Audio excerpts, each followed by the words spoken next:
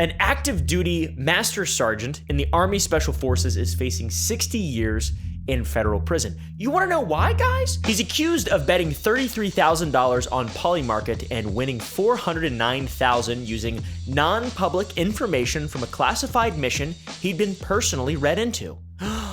Which case? Remember when we stole the leader of Venezuela a few months ago in the middle of the night and used microwave weapons? That's the one. And this is the case that the Justice Department is building, aka where all the justice in the world comes from. Then a short while after he made that trade, $529 million moved through Polymarket on the US strikes in Iran.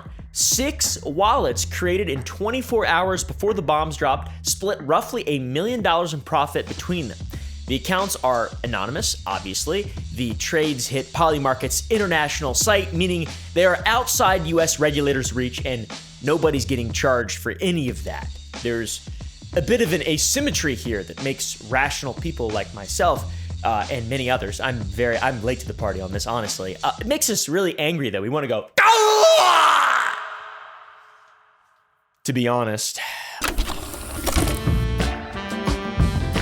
Not saying it's good that this soldier bet money on removing the sitting head of a country and then made a little money, but it's also just like not good how often this seems to be happening and how corruption has reached a new high, a new level, a brand new, extremely high level that is crazy. This army guy left a paper trail and these other people didn't. This is all about the insane state of government corruption. There are so many criminals right now. There's always been criminals running our country. Unfortunately, that's kind of the type of people who run a country. And John Kiriakou has said the average man operationally commits multiple felonies a day. So as an actual evil guy running a country, it's probably crimes left and right. You'd find me the man and I'll find you the crime, said Joseph Stalin, I'm pretty sure.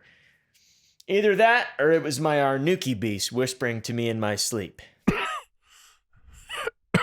In my slumber, which I have not been getting a lot of lately. You ever heard of this bitch? This is Kristi Noem. She is the husband with the huge gargantuan tits. She got fired as Secretary of Homeland Security in March, and this is very important. And I'm gonna explain to you why. It's why you're watching this video, to learn all about corruption and how evil everything around us is at any given moment. And I'm going to bet the reason you heard about her Homeland Security ouster had nothing to do with what she actually did. And that in and of itself was just a cover-up. You're gonna see her in an orange jumpsuit pretty soon is my prediction. What she actually did is sit at the top of a federal advertising contract that wired most of itself to a Delaware shell company that hadn't existed 7 days before that contract was won. So, it's a little confusing, but we gotta talk about the soldier again first.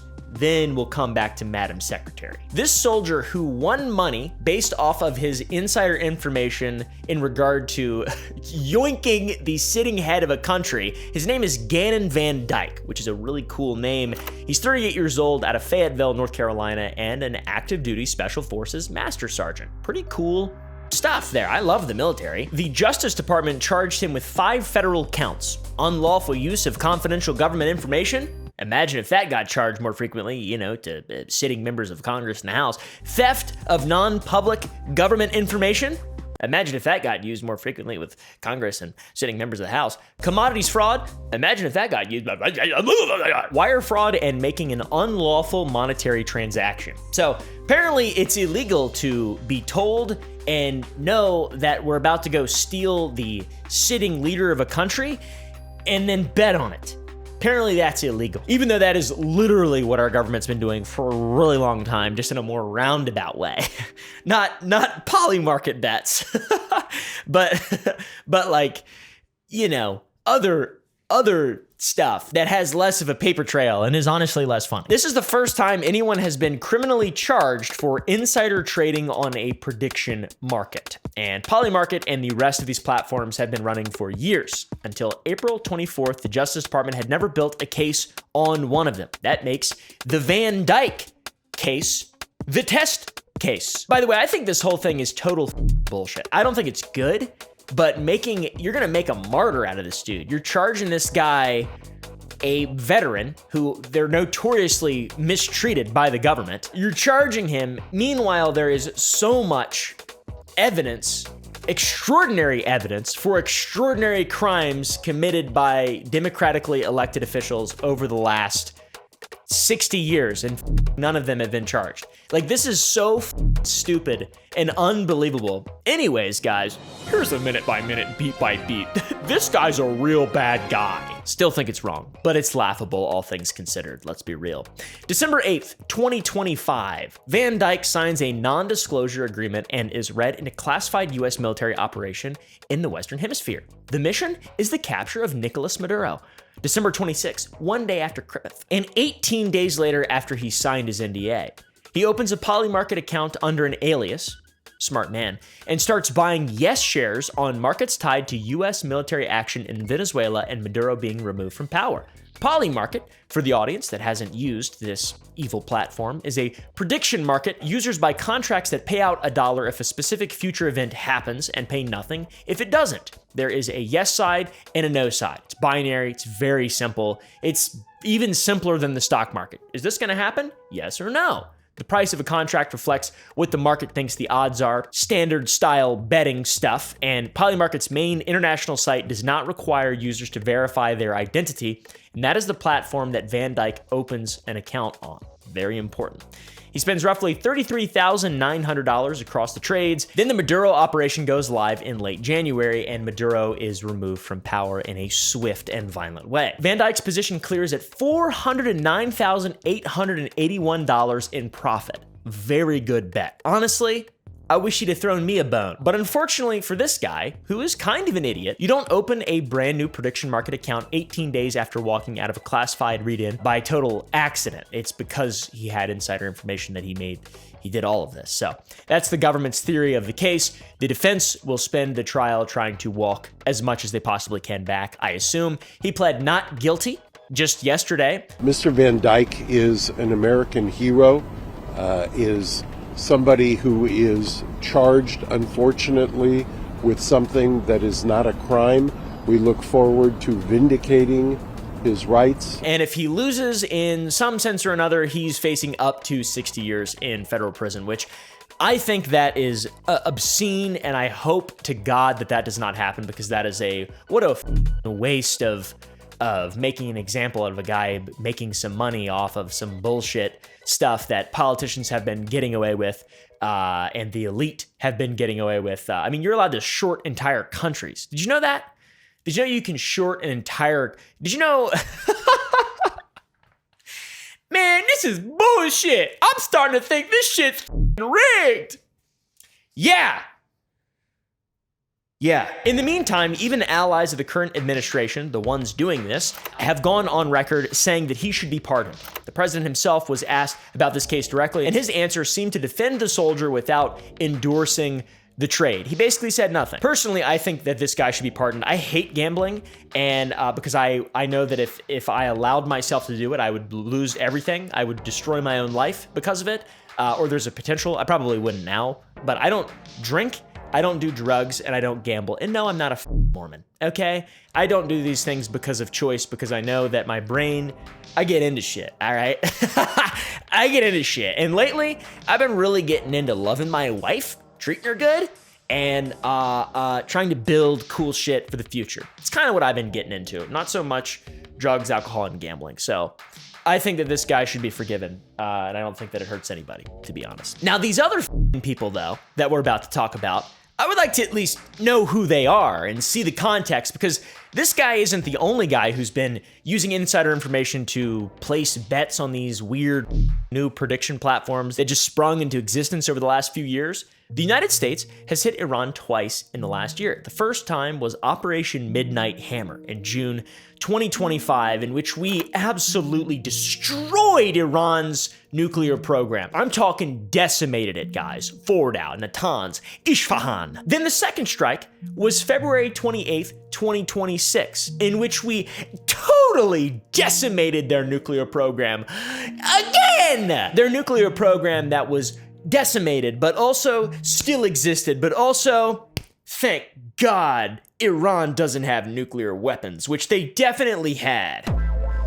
We destroyed their nuclear ambitions. Sorry, dogs. So yeah, that's kind of where we're at right now as a country. Just getting lied to. Everybody's just getting lied to all the time. It's pretty epic. Scientists are going missing. We're just getting lied to. The Thalmor is in total outright control of the empire. Anyways, the second strike in which we completely and totally decimated Iran's nuclear capabilities beyond recognizable belief or anything like that, that was through coordinated US and Israeli airstrikes on Iranian nuclear and military infrastructure that then started a broader war that's still been going, guys, because it was the nuclear stuff, but also to make sure the Strait of Hormuz was open, but it was closed after and then it opened, and then it closed, and then it opened, and then it closed, and then it opened, and then it closed, and it seems like everybody's getting f***ed, to be honest. Everybody who's not in the government or insanely powerful and able to capitalize off of this type of war is just getting f***ed. So I apologize. I have nothing to do with it. But yeah, it seems unfair, and there's not really anything anybody can do. So. And that's a little bit epic. So I mentioned 6 other wallets at the top of this video, and they were all opened on the day of the second strike. No transaction history before the day of the bombing, and every position the public could have taken on those strikes, those wallets took hours before the public even knew the strike was coming. So that's a case that probably won't be brought because these people are smarter than Gannon Van Dyke. They didn't leave a paper trail. It's also not the only one. There's been plenty of polymarket traders that have been making well-timed Iran bets since 2024. There's one specifically that's been doing this for a long time. And this one trader, this guy, I don't know what his name is, he's completely silent, but he's won 93% of all his bets. 5-figure wagers on Israeli operations hours before they hit, 5-figure wagers on the February strike hours before the bombs, around $1 million accumulated over 2 years, sitting in a Polymarket account that nobody has put a name to. I wonder who that is. I said that as if I knew, but I don't. Polymarket also lets users bet on whether US pilots would be shot down during the conflict, and that market ran, real wagers went out, and Polymarket apologized publicly after the fact and said it should have not been posted, past tense, after the bets had already gone through, of course. But I mean, that's what happens in war. People get shot and killed and murdered. Like, you want to pretend like that's not a thing? That's like the whole thing. That is literally what war is. If you start a war, if you start bombing people, you're gonna get shot at. So why not bet on it? Might as well. We're at this very late stage of civilization. Might as well, dude. Around the same time, also, a single Polymarket bet of $553,000 cleared on a market for whether the supreme leader of Iran, Ayatollah Khamenei, would be killed. He was destroyed. He was annihilated. He was blown up really, really fast. Pretty wild platform. Polymarket is mind-blowing. We live in an era of prediction markets that are very easy to manipulate because our government is made of people who like to manipulate them. It seems like. Anyways, back in March, Harvard did some research and published a number that turns the series of incidents we're talking about into a legitimate market in and of itself. Researchers pulled Polymarket's public blockchain data and ran it through a model that flags trading patterns consistent with insider information. Accounts that show too much accuracy too consistently. It's not possible to know these things. Accounts that fund right before events they shouldn't have known about. Accounts that disappear after collecting. Basically, they pretty much took all the suspicious shit and built a model, and that estimated the total profit pulled out of Polymarket by people trading on non-public information. The number it returned was $143 million. Somebody's made 14% of $1 billion on insider trading? That is insane, dude. Congressman Richie Torres has sent a letter to the Commodity Futures Trading Commission asking for an investigation because this is a brand new thing. We're at the tip of the spear on this and it's still being manipulated massively. The corruption is rampant, dude. If you didn't know, our government is betting on itself right now. Members of our government are betting on themselves and Polymarket, and also members of our military are This is so insane. Polymarket, the Polymarket corruption scandal of 2026. Now back to this bitch with her big-titted husband. In the early weeks of February 2025, the Department of Homeland Security awarded a no-bid contract for a national advertising campaign. A national advertising campaign about messaging on immigration and border enforcement, emergency justification, and other things that you would expect from a 2025 need for marketing and advertising. And this ran on a compressed procurement timeline. There was no competitive bidding, no public solicitation. The whole process, from the inception and solicitation to the award, ran on an incredibly fast and bizarre timeline. It's usually reserved for things like, corruption in the government. In March of this year, Senator Peter Welch and Senator Richard Blumenthal sent letters to DHS and to the firms involved demanding records on how the contract had been awarded. It was a $220 million ceiling on the contract, and it didn't go to one firm. It went to a small group of firms, with most of the money concentrated in one slice. $143 million of that 220 went to a single Delaware LLC. That's right, $143 million. Sound familiar?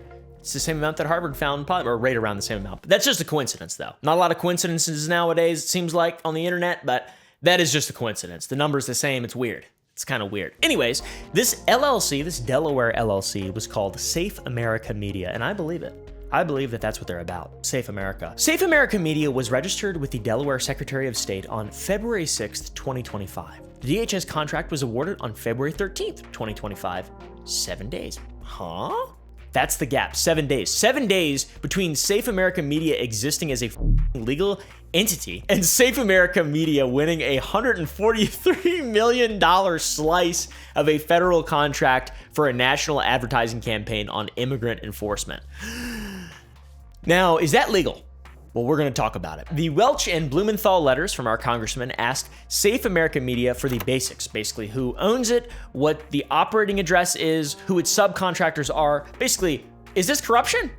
Say yes or no. They also asked which Department of Homeland Security officials it had contact with during the award process, all standard records and transparency stuff. The company has still not produced those records. Of course. Why would they? They would all go to jail. And that is the company that did not exist 7 days before it was awarded a $143 million contract. Okay, next. So, Delaware. I keep saying Delaware. Who the cares about Delaware aside from Joe Biden? Anyways, it's worth learning what the importance of a Delaware LLC actually is. The structure of this is doing a lot of work in this story. You see, Delaware allows you to form an LLC without listing the names of the people who actually own it. The Secretary of State's filing requires a registered agent, which is a single name that is essentially a contact person, usually like a lawyer or just some dork that you assign, like that poor woman in Panama who was the registered agent of like thousands of different companies. Remember the Panama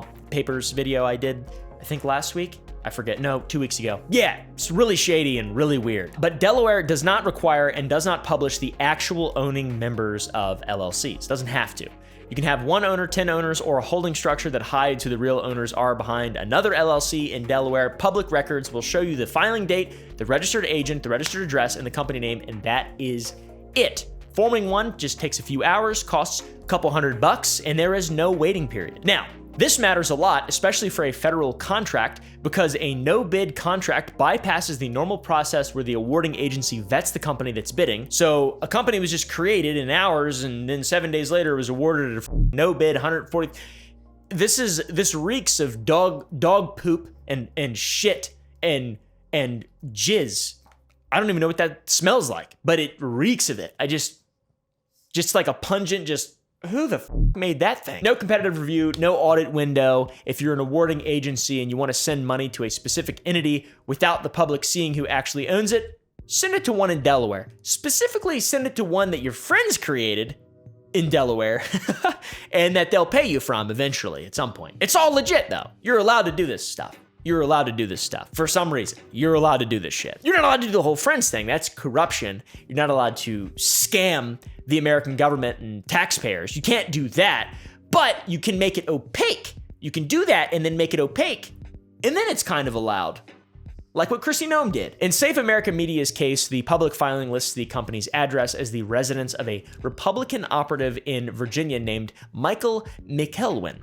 There's no corporate office on the filing. The residential address of Michael is the only one the public has. So, you can probably tell that this is not an accident. You don't just set up an LLC the week before you win a federal contract. You don't just... I mean, that's never happened ever. Well, it probably has, but it's all been through egregious, evil corruption. Not to mention they chose the state with the most structural opacity built in to do this. So How much of the contract went to actual advertising production, who the subcontractors were, where the rest of the money landed, none of that information is public. Federal contracting databases don't list it. Safe American Media has not disclosed it, and the Welch letters asked for it and did not get a response. So you have a 1-week-old company, a residential address, that's it, no published ownership, sitting on a $143 million contract. Luckily, we do have some names now after the investigation. A firm called Strategy Group has self-disclosed a federal subcontract from the Gnome ad campaign in the amount of $226,137.17. Very important number at the very end there, just kidding. That is the precise figure on the disclosure though. Strategy Group is a political consultation and communications firm based in Washington with a long client history of Republican campaign work. So of course, they want to continue their campaign work, therefore they're going to disclose. Strategy Group's CEO is named Ben Yoho, and Ben Yoho is married to Tricia McLaughlin. And Tricia McLaughlin is the Assistant Secretary for Public Affairs at the Department of Homeland Security. The Assistant Secretary for Public Affairs is the official within DHS responsible for public messaging, the same general category that the Safe America Media campaign was awarded for. So, a subcontract that flows from a no-bid DHS advertising contract to a firm whose CEO is married to a senior DHS official is, in any conventional procurement context, a conflict that should have been disclosed and worked around in advance. But none of that happened. The contract went to the LLC that hadn't existed 7 days earlier. The LLC subcontracted to Strategy Group, and Strategy Group didn't surface its own connection to the awarding agency until after they started to get in trouble. This is also not the first time the Yoho McLaughlin Gnome cluster has shown up in the same paperwork. Strategy Group did political work for Gnome during her tenure as a garden gnome as governor of South Dakota. Apparently she was governor of South Dakota. How the f did that happen? The relationship long predates the DHS appointment. And it also predates her husband's big old knockers. The awarding agency, the receiving subcontractor, and the political staff relationship all travel together from Pierre to Washington. Yip, yip. You start tracing money through the network, the names start showing up more and more and more, and our imaginations start running wild and seeing Kristi Noem in an orange jumpsuit frolicking through the whatever the woman's camp Ghislaine Maxwell's in. There's a second Delaware LLC. It's called Ashwood Strategies, and it is registered to Kristi Noem personally. Ashwood Strategies has been receiving payments from a tax-exempt political nonprofit called the American Resolve Policy Fund. And in 2023, the American Resolve Policy Fund paid Ashwood Strategies $80,000. In 2024, it paid Ashwood Strategies $137,842, and that's it. I was going to make some sense number up, but that's the amount. The 2-year total is a little over $217,000 paid to a Delaware LLC owned by the sitting Secretary of Homeland Security, sourced from a political nonprofit. So, the IRS filings on the American Resolve Policy Fund show that in 2024, the nonprofit raised $1.5 million total, and 99% of that money was raised by Ashwood Strategies. Ashwood Strategies retained 9.6% of what it raised as its consulting fee. So the structure is political nonprofit that exists to support Kristi Noem hires a Kristi Noem-owned LLC to raise money on its behalf, and the Kristi Noem-owned LLC takes a cut. So none of that money appears on Noem's OGE 278E, which is the financial disclosure form federal officials are required to file when they take office. Not many of them do this. Most of them are this corrupt, by the way, just so you guys know. There is no good politician, really. When it comes down to the brass tacks, there's maybe a few, but they still up because they're humans. Knowingly omitting income from an OGE 278E is a federal felony punishable by up to 5 years in prison. So, non-disclosure, that's its own criminal exposure. That is a crime that if I did, I would go to jail, okay? But I didn't get on my knees and suck my husband's big tits and blow the president or whatever. Whatever the allegations say, I don't really know. That's separate from anything to do with this Department of Homeland Security contract. So it's already extremely bad and extremely corrupt. Both Ashwood Strategies and the American Resolve Policy Fund, these two entities were filed with the Delaware Secretary of State on the same day, June 22nd, 2023. Two filings are timestamped 4 minutes apart, which probably means it's the same, Ashwood at roughly 1 o'clock in the afternoon and American Resolve Policy Fund at roughly 1:04. Same address on the filings, two filings, a few minutes apart, same Delaware address, doing business with each other. That's a guy or girl sitting at a desk filling out 2 forms in a row for the purpose of government corruption, to be honest. One of those forms, nonprofit. The other's named after a horse, specifically after one of the horses on Kristi Noem's South Dakota ranch, which she will hopefully have stolen from her, and then that money will be repaid to the taxpayers, I assume, right? That's probably how this is going to end, is that the corruption will be yanked out, root and stem, and then all of that misappropriated fund, all that money will be then sent back to the taxpayer, right? Oh, no, actually it's going to be spent on redesigning the passport to put Trump's head on it, and then building the Trump official Walmart and the Trump Steam. He's gonna make his own competitor to Steam, I bet. Man, this is bad. This is really bad for Kristi Noem. And I know a lot of people really like Kristi Noem. Just kidding. The American Resolve Policy Fund, the one paying Ashwood Strategies, also paid $265,000 to a separate consulting LLC in the same year, in 2024. That second LLC is called Lewandowski Strategic Advisors, and it's owned by Corey Lewandowski. You've probably heard of that name. Lewandowski is best known publicly as Donald Trump's 2016 campaign manager. He doesn't hold a confirmed position at the Department of Homeland Security, but multiple outlets, citing internal communications, have reported that he was operating inside the agency as Noem's de facto chief of staff. No official title, no Senate confirmation, under-the-table money transfers, but he's got substantial influence over contracting decisions with the Department of Homeland Security. This is starting to seem like a lot of corruption, guys. It's starting to make me lose faith in America.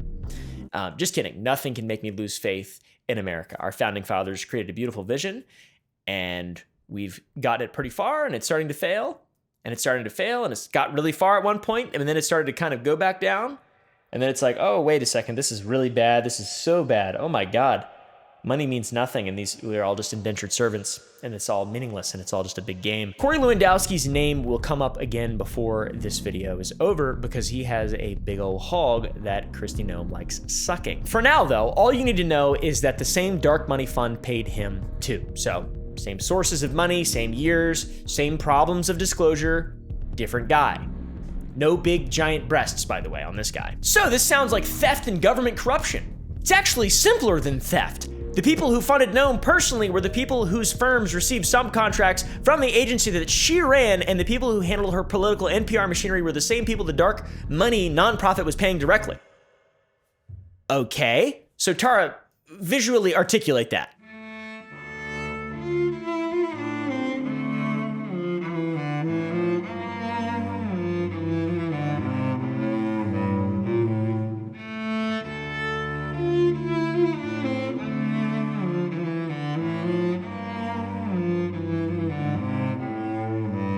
Thank you. So, speaking of people hiding what's actually in the bag, we just released our 4 new flavors of the month at sour.gg. I have a candy company that I run with my childhood best friends. We make 4 new flavors every single month of delicious, real fruit gummies. We use natural sources for our dyes, natural sources for our flavors. They are incredible, 35% less sugar than Sour Patch Kids. They're delicious. Our strawberry gummies have strawberry in them. Our blackberry gummies have blackberry in them. We even have a spicy mango flavor that's genuinely spicy, and a jalapeno lime on an orange gummy with no orange, but tangerine in it. Okay, it's got tangerine in it. Orange doesn't taste as good when you put it in a gummy. So click the link in the description or go to sour.gg and use code OOMPA for 10% off at checkout, guys. By the way, Sour Boys is our candy company. We have no corporate overlords. We're almost profitable, by the way. Slowly working our way out of it, guys. This year, 2026, we will finally make some level of money to pay back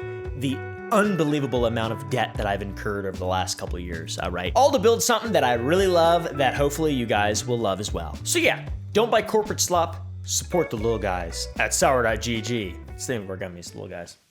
Pretty cool. In the fall of 2025, during the federal government shutdown, one of many, Kristi Noem used taxpayer-funded jets for personal travel and photo opportunities. She took specific trips. They were documented in flight manifests, and several of them happened on days when other federal employees were furloughed and the agencies they ran were operating on skeleton crews. The Department of Homeland Security Inspector General, a man by the name of Joseph Kufari, has been formally documenting instances where DHS under Noem obstructed his office's investigations, and Kufari Kafari's office identified 11 separate instances of what they called systematic obstruction. One of those instances is tied to what Kafari described as a criminal investigation with national security implications. He ordered dozens of DHS officials to preserve records, meaning do not delete the files like that scene in SpongeBob, but the opposite. Do not throw out emails. You may be subpoenaed. The investigation is currently expanding. Separately, there's the question of Noam's own testimony. In House Judiciary Committee hearings on March 3rd and 4th, Noam testified about ICE detention facility conditions, about the contracting decisions for the ad campaign, and about the role of her senior advisors in the contract awards. According to the Durbin-Raskin criminal referral filed 2 weeks later, several of her statements appeared to violate federal statuses prohibiting perjury and knowingly making false statements to Congress. Basically, she's in big trouble. The Department of Justice received the referral, and the DOJ's response on the record dismissed it as a Democratic political stunt and declined to act. Which is an epic win, guys. All this stuff, these are all Democratic political stunts. The Epstein files, that's a political stunt from the Democrats. All right, guys. But Iran does have nuclear weapons. That's not a Democratic stunt. That's real life. The Inspector General's investigation also covered a separate contract, $100 million ICE recruitment advertising contract awarded around the same time as the Safe America Media campaign, the one we've been talking about. NBC News reporting traced that contract to a deputy named Madison Shahan, and according to NBC's reporting, when an ICE staff employee suggested awarding the contract to a competing firm at a lower price, Shahan called the employee into her office and made it clear that the award decision had been made by the secretary and that the employee should drop it. So obviously, in an incredibly corrupt government, the employee dropped it. That same Madison Shahan resigned from ICE on January 15th, 2026 to run for Congress. Her primary is in a few days, so hey, maybe let her know that we don't want her to win, potentially, because she's corrupt and evil. So, to make things across the board more interesting, and I've mentioned this a few times so far in this video, Brian, Kristi Noem's husband, a bit of a personal scandal. So, Kristi Noem gets ousted. Things are looking really bad for just the admin in general. It just looks super corrupt after all the Epstein stuff. It's just looking really bad. And then also, you know, Maduro and just like Greenland and Iran. And there's just lies after lies. It's all just lies and it's all bullshit. How do we make it look less bad? I don't know, dude. If I'm Kristi Noem though, and the shit is shining down on me like, I'm getting lambasted and harangued by the people of the United States of America. I'm like, oh, I'm such a piece of shit. How about I expose my husband to take some of the heat off of me and make me look like a victim? And also show how big my husband's big old tits are. In late March, the Daily Mail published reporting on Noem's husband, Brian.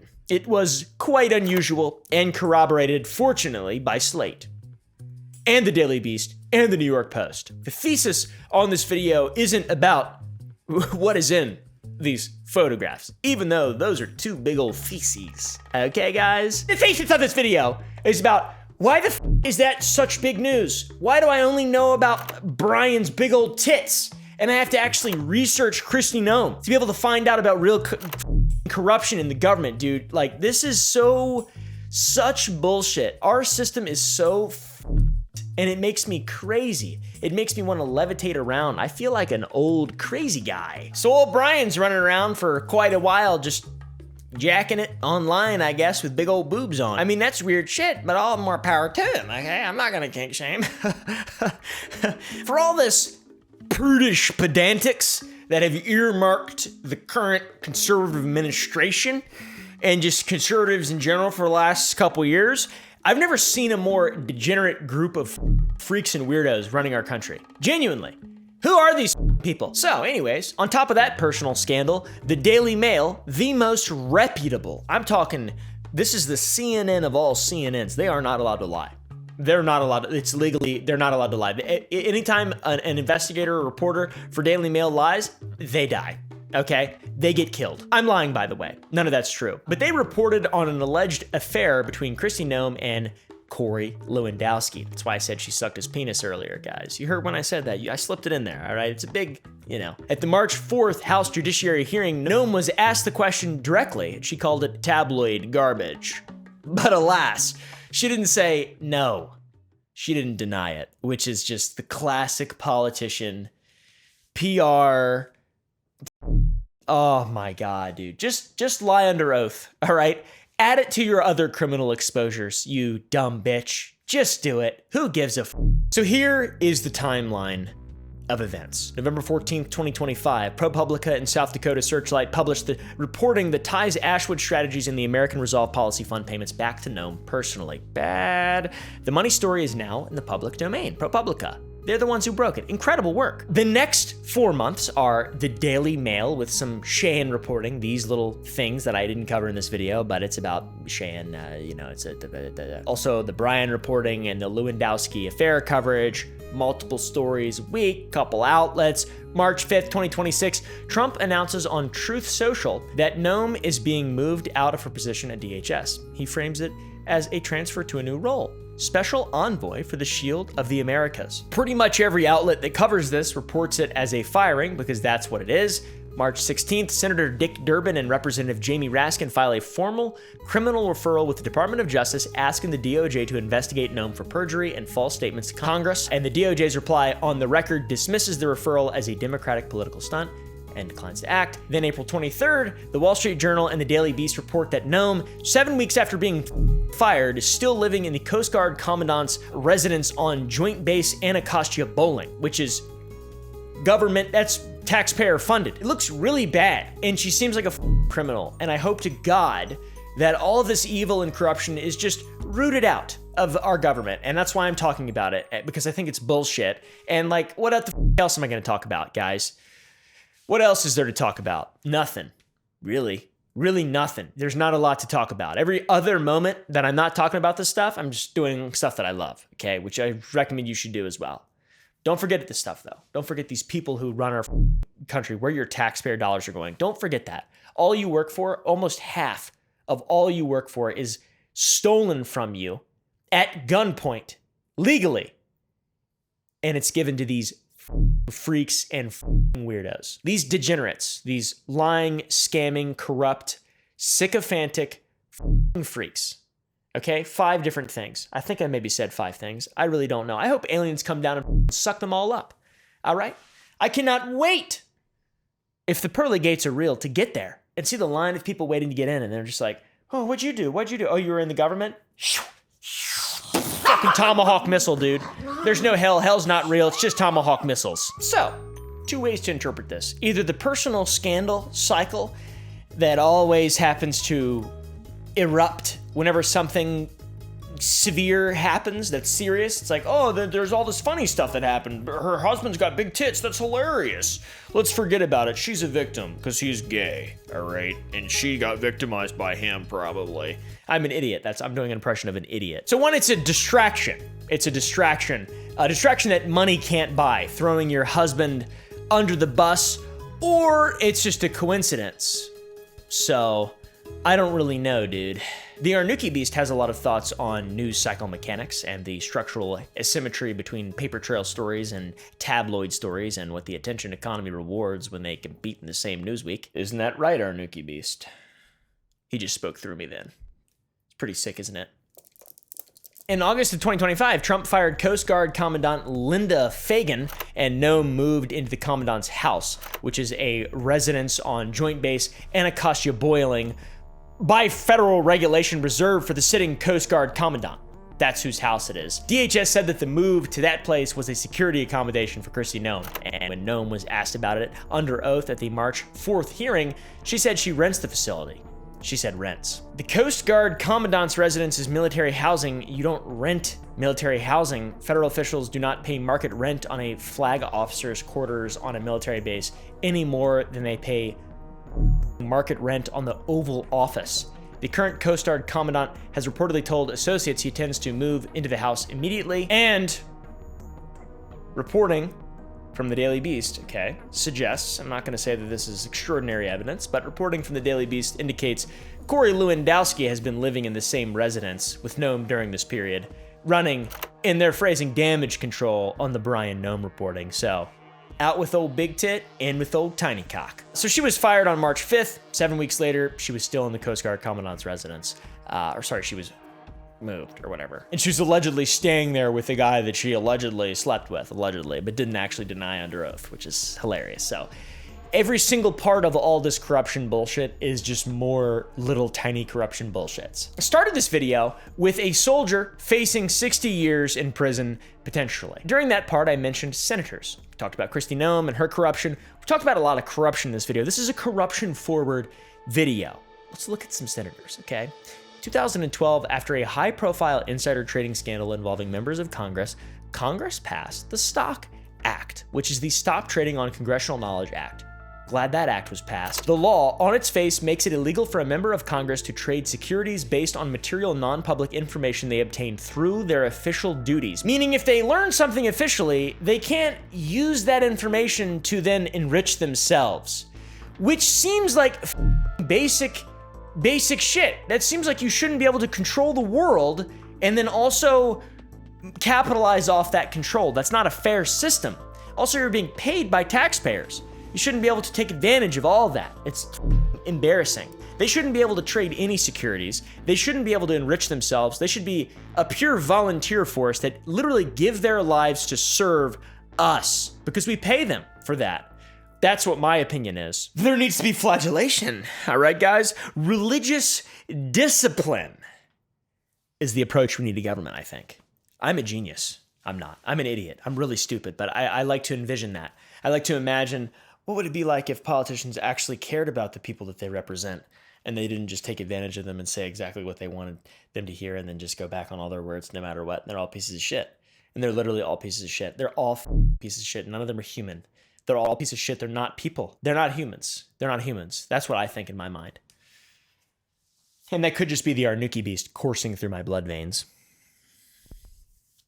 Now, the Stock Act, sorry, I went on a little bit of a rant there. Back to the Stock Act. In practice, it's toothless, all right? It has huge enforcement gaps and convenient carve-outs. Members of Congress are required to disclose stock trades within 45 days, but the disclosure is on paper, and the most extreme penalty for late filing is a $200 fine. Some sitting members have been late on hundreds of trades, and they just keep paying the fines.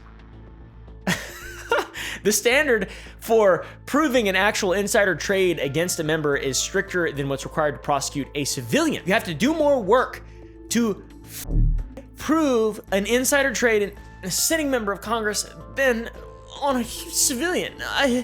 The DOJ has declined in practice every case that it's reviewed. It's such bullshit, dude. In 2020, 4 U.S. senators were investigated for selling stocks in the days following classified Senate briefings on what was about to happen with COVID-19. By the way, incredibly corrupt time in our government. In a different administration, Joe Biden, also a troglodyte. Okay, guys? That guy as well, and everybody else around him. The two most prominent cases were Richard Burr of North Carolina and Kelly Loeffler of Georgia. Each sold millions of dollars of stock within days of the briefings, and the market collapse came shortly after. Unfortunately, none of the 4 senators were prosecuted. Burr resigned. Okay, he resigned from a leadership position. Loeffler lost her Senate seat. The other 2 carried no consequences. How about we lock them up? How about that? How about Nancy Pelosi, House Speaker, who's somehow still alive? No offense, or whatever the I'm sorry. I apologize. You tone it back a little bit. I'm a civilized human being most of the time. Right. Nancy and her husband have, over the last decade, executed a pattern of stock trades that are remarkable in that they consistently outperform the market, often in sectors directly tied to legislation that is under congressional consideration. Interesting. That's suspicious. There is a public website that tracks the Pelosi trades and lets retail investors copy them. There's a Pelosi trade ETF. How insane is that, guys? Nancy Pelosi is evil. How about a fun comparison to wrap up the video?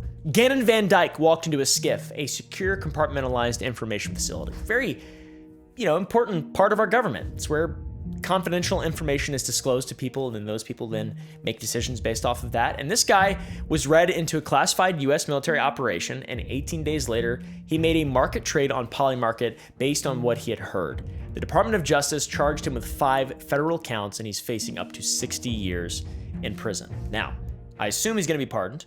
I sure hope. But he was charged immediately. Now, we have everything else we talked about in this video. And all those other things in comparison with this hopefully sort of paint the picture, right? How are we so twisted and backwards as a country that this is what's happening right now? We have a plethora, an unending list of names of senators and elected officials and politicians straight up stealing taxpayer money and patting each other's backs and enriching each other through their bureaucracy. And then we have a military guy, okay, who did something wrong objectively, and is immediately charged. Because it's poly market and it's new and it looks bad and he needs to take the fall. Dude. It's pretty crazy. So anyways, thanks for watching. Hopefully you all enjoyed.